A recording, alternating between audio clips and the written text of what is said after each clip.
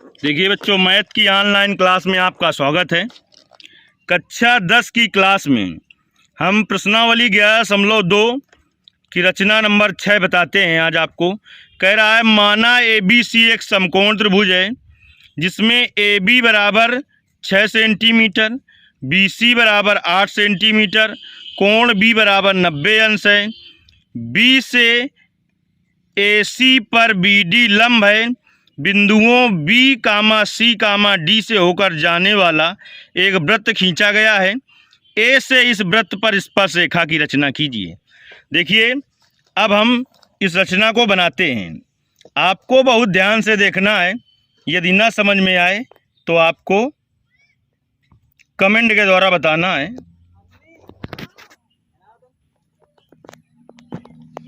अब देखिए, सबसे पहले हम देख लेते हैं कि AB बराबर कितना है, 6 सेंटीमीटर है।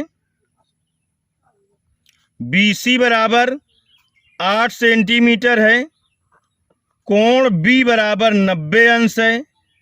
और B से AC पर लंब BD है, यानी BD लंब AC बनाना है और बिंदुओं BCD से होकर वृत्त जाए, BCD से। चलिए, तो सबसे पहले 8 सेंटीमीटर की आपको BC रेखा खींच लेनी है। सबसे पहले 8 सेंटीमीटर की आपको BC रेखा खींच लेनी है। देखिए, जब 8 सेंटीमीटर की ये BC रेखा बन जाएगी, यहाँ से 8 सेंटीमीटर रबड़ नहीं है क्या, यहाँ तक है 8 सेंटीमीटर।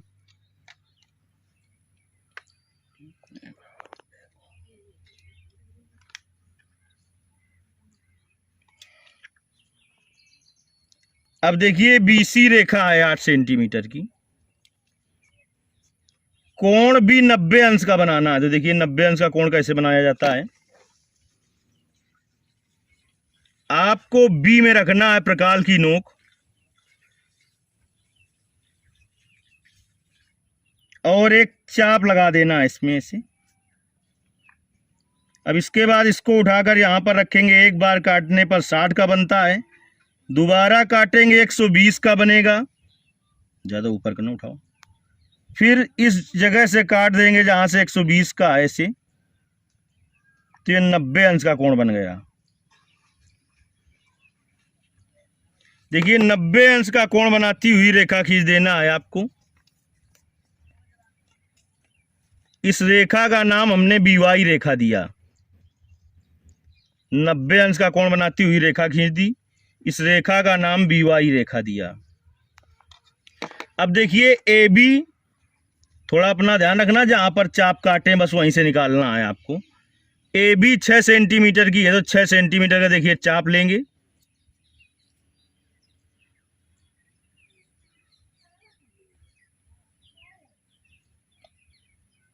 छह सेंटीमीटर का चाप लेंगे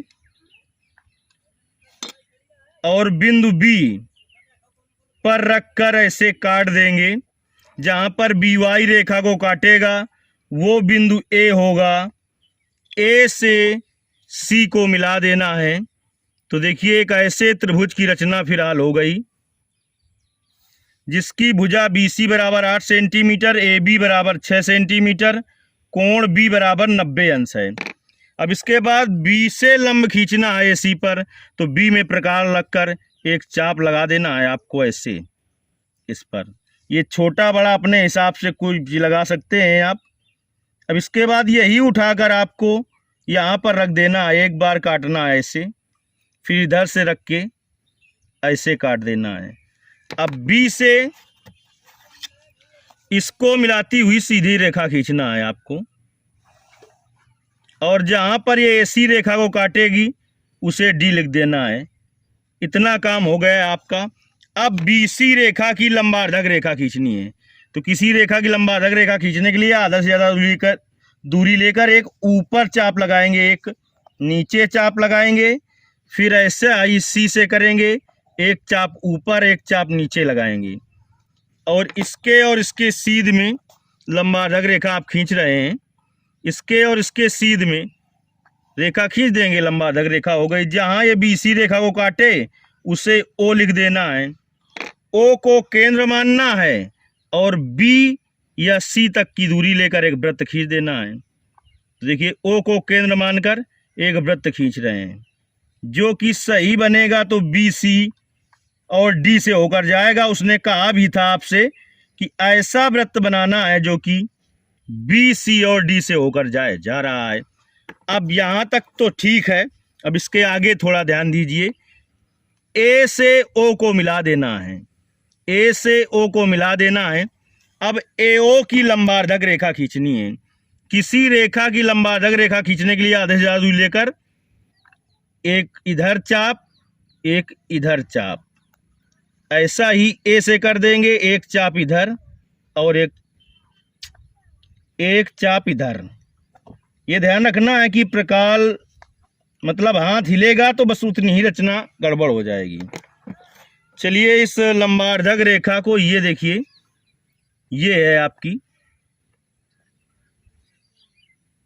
इससे इसको मिला देना है। जहां पर ये एओ रेखा को काटे उसे यम लिख दो। अब यम को केंद्र मानकर ए तक की दूरी लेकर, यम को केंद्र मानकर ए तक की दूरी लेकर एक वृत्त खींच देना है आपको।